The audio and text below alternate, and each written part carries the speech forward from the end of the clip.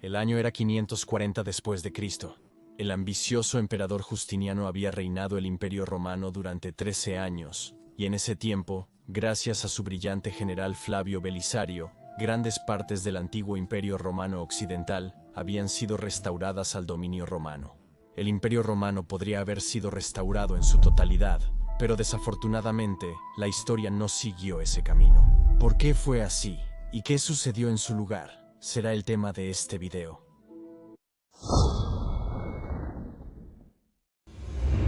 Si tomamos una instantánea del año 540 después de Cristo, diríamos que la restauración del Imperio Romano iba perfectamente según el plan. La población romana había sufrido pocas bajas por la guerra, aparte del desastroso saqueo de Mediolanum, donde miles de civiles habían sido masacrados por los brutales burgundios. Pero Roma había sufrido poco daño, y las antiguas instituciones romanas aún estaban en su mayoría intactas. El Imperio Romano había crecido masivamente en tamaño, y realmente parecía como si los reinos visigodos y francos fueran los siguientes, y que el Imperio Romano sería restaurado para 550 o 560, pero esto no iba a ser así.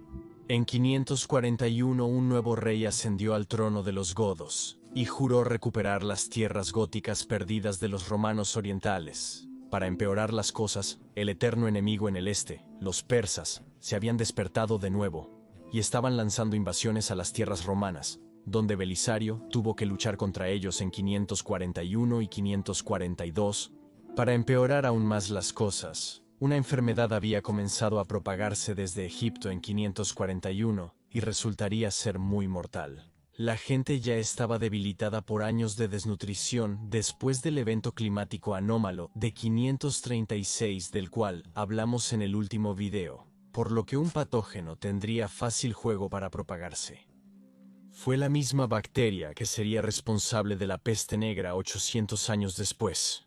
Se extendió desde Egipto a todas partes del Imperium Romanum, y debido al Imperio Romano, tenía un sistema de carreteras intrincado y muchas ciudades con densidades de población muy altas. La peste pudo propagarse fácilmente. Se cree que desde 541 hasta 549, posiblemente entre el 10 y el 20% de la población del imperio fue asesinada. En Constantinopla, durante el pico de esta pandemia, murieron 5.000 personas por día. Las calles estaban llenas de cadáveres. Esto, por supuesto, debilitaría drásticamente al Imperio Romano, mientras que los reinos bárbaros, mucho menos densamente poblados y urbanizados, no sufrirían de manera tan dramática. Y por favor, dale me gusta a este video y suscríbete, para que no te pierdas ningún video futuro sobre la fascinante era del último Imperio Romano. Y por favor, considera apoyar nuestro trabajo en Patreon o a través de la membresía de YouTube, porque la sostenibilidad a largo plazo de este canal realmente depende de tu apoyo.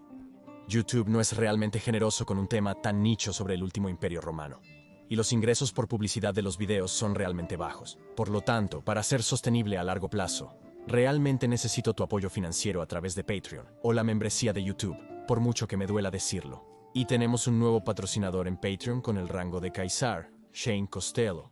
Muchas gracias, Shane, por apoyar este canal de una manera tan generosa. Y por supuesto también gracias a cada uno de ustedes, queridos patrocinadores, que apoyan este canal. Me gusta pensar que Majorian estaría orgulloso de que apoyen un canal que lleva su nombre, y ciertamente estoy muy agradecido con ustedes. Gracias a Gutibia Miki, así Totila, el nuevo rey de los godos, vio llegar su momento ya que sabía que los romanos debilitados no serían capaces de lanzar una ofensiva, como podrían haberlo hecho si la plaga no hubiera estallado. Además, Belisario tuvo que luchar contra los persas, por lo que no quedaron comandantes tan capaces en Italia, quienes además estaban bastante desunidos. Así Totila logró reconquistar el norte de Italia con relativa facilidad, y para el 543 había avanzado hasta el sur de Nápoles, capturando la ciudad, pero mostrando una humanidad considerable en su trato con los defensores. Un comportamiento muy noble e inusual para esa época. Incluso permitió que la guarnición romana se retirara. Pero Roma aún estaba en manos romanas, y el Senado se negó a rendirse a Totila. Ahora finalmente, en 544, Belisario fue enviado de regreso a Italia con 200 barcos y una fuerza desconocida de hombres. Pero como tan a menudo podemos suponer que era demasiado pequeña. Logró recapturar el sur de Italia, pero mientras tanto Totila había comenzado a sitiar Roma a finales de 545 e hizo todo lo que estaba en su poder para detener el avance de Belisario, quien quería acudir en ayuda de Roma. Así, Belisario no alivió a Roma a tiempo, y la ciudad fue sitiada durante todo un año, desde diciembre de 545 hasta diciembre de 546. Estalló la hambruna, y ahora comenzaría el verdadero desastre para Roma. Si la antigua ciudad aún había logrado retener algo de su antiguo esplendor antes de que comenzara la guerra gótica, ahora el desastre de la guerra presagiaría la perdición para Roma y su población. La población estaba completamente desnutrida. Murieron miles de personas, y cuando Tortilla finalmente entró en la ciudad en diciembre de 546, la imagen debió haber sido increíblemente sombría. Enfurecido por la renuencia del Senado a rendirse 2 años antes, muchos senadores fueron capturados o asesinados, y podemos decir que este fue de facto el fin del antiguo Senado de Roma. Nunca se recuperaría de este golpe. Totila planeaba destruir la ciudad, tan enfurecido estaba. Pero Belisario lo persuadió en una carta para que no lo hiciera. Esta carta es fascinante, porque nos muestra cuán impresionante todavía debía ser Roma hasta que comenzaron estas devastaciones, y qué impresión gigantesca debió haber dejado la ciudad en Belisario. La carta decía lo siguiente: en cuanto a quién le debe una ciudad la construcción de hermosos edificios, se consideran sabios y civilizados, por lo que aquellos que causan su destrucción son naturalmente considerados por la posteridad como personas carentes de inteligencia, fieles a su propia naturaleza. De todas las ciudades bajo el sol, se admite universalmente que Roma es la más grande e importante. Ella alcanzó esta ciudad en la colina no de repente, ni por el genio de un hombre, sino en el transcurso de una larga historia, a lo largo de la cual los emperadores y nobles, con sus vastos recursos, y empleando artistas hábiles de todas partes del mundo, la han hecho gradualmente lo que la ves hoy. Sus monumentos pertenecen a la posteridad, y un ultraje cometido contra ellos será considerado con razón como una gran injusticia para todas las generaciones futuras, así como para la memoria de quienes los crearon. Por lo tanto, considera bien. Si resultas victorioso en esta guerra, Roma destruida será tu propia pérdida, preservada será tu posesión más preciada. Si tienes la fortuna de ser derrotado, el conquistador te deberá gratitud si perdonas a Roma, mientras que si la demueles, no habrá razón para la clemencia, mientras que el acto en sí no te habrá reportado ningún beneficio. Y recuerda que tu reputación ante los ojos del mundo está en juego. Esto es un testimonio del poder que Roma aún ejercía sobre las personas incluso hasta esa época. Así, Totila se convenció de no arrasar la ciudad, pero en cambio derribó 1/3 de las murallas aurelianas. Luego abandonó la ciudad para recapturar el territorio que Belisario había reconquistado, y Belisario aprovechó rápidamente esa situación y recapturó Roma para el imperio en la primavera de 547. Reconstruyó las murallas aurelianas lo mejor que pudo, y Tortilla no pudo retomar la ciudad, pero en cambio retomó muchas otras ciudades alrededor de Roma. Como sucede muy a menudo, Belisario carecía de un gran ejército, ya que Justiniano o no quería enviar refuerzos a Belisario, o simplemente no tenía la capacidad debido a la peste y la constante amenaza persa en el este. Por lo tanto, Belisario no pudo derrotar con éxito a Totila, y fue llamado de Italia a finales de 548 o principios de 549. Es bastante posible que después de que Belisario fingiera aceptar el título de emperador romano de Occidente en 540, que solo era una estratagema para capturar Rávena de los godos, después de ese evento, Justiniano nunca volvió a confiar completamente en Belisario. Nunca conoceremos la respuesta definitiva, pero Belisario regresó así a Constantinopla en 549, donde se retiró del servicio militar. Solo una vez más, en 559 sería llamado cuando en su última batalla derrotó a un ejército avanzado de búlgaros y hunos nuevamente como tan a menudo, con mucho menor fuerza, salvando a Constantinopla de un posible asedio. Así terminó la carrera de este brillante táctico, que es visto con razón como uno de los mayores generales en la historia de la humanidad, y que tan a menudo había logrado alcanzar lo imposible contra probabilidades abrumadoras. En 549 Justiniano aprovechó una guerra civil visigoda y envió un pequeño ejército al sur de Hispania, donde una parte del reino visigodo pudo ser capturada fácilmente para el Imperio Romano.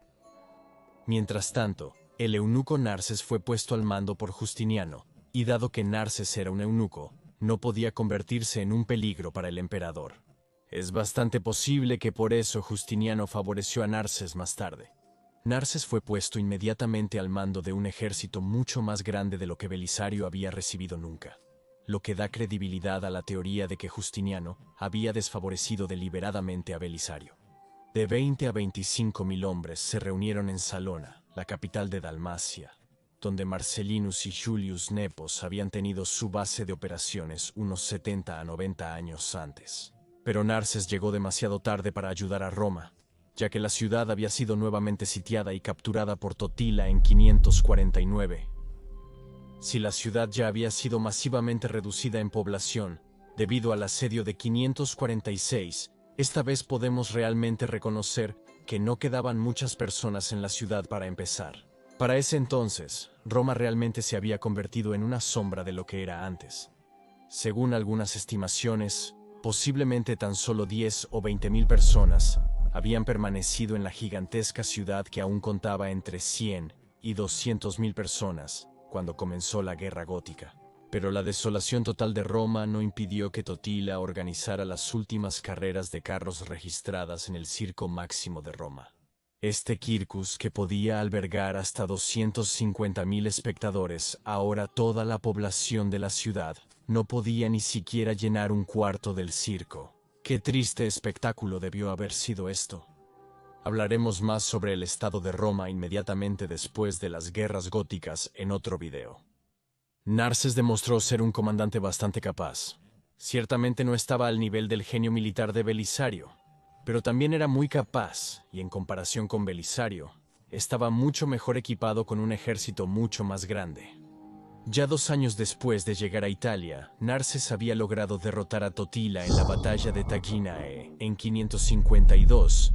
Totila murió en la derrota. Los godos que mantenían Roma entonces capitularon, y Roma fue rápidamente capturada por los romanos del este ese mismo año.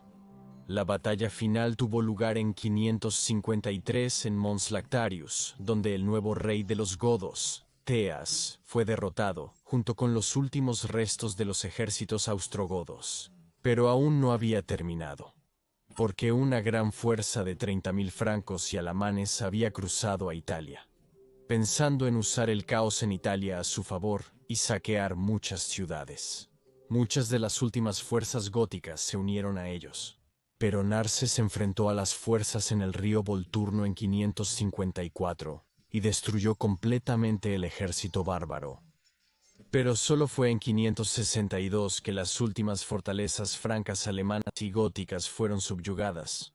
Así que fue así en 562 que el Imperio Romano parecería verdaderamente grandioso en su tamaño.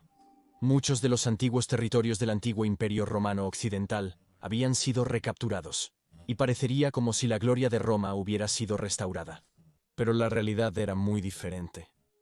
De hecho, podemos decir que esta misma guerra, paradójicamente, que debería haber restaurado la gloria de Roma, sería lo que destruiría los últimos restos de la antigua gloria romana en el oeste.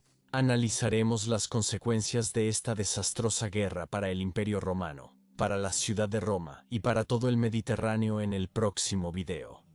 Y si estás interesado en cómo se veía Roma poco antes del inicio de las guerras góticas, puedes ver este video aquí en la esquina superior derecha. Pero si estás más interesado en la primera parte de la guerra gótica, puedes ver el otro video en la esquina inferior derecha. Digo gracias de nuevo a todos los amigos de la historia romana, gratias amici imperi romani, y bene valete.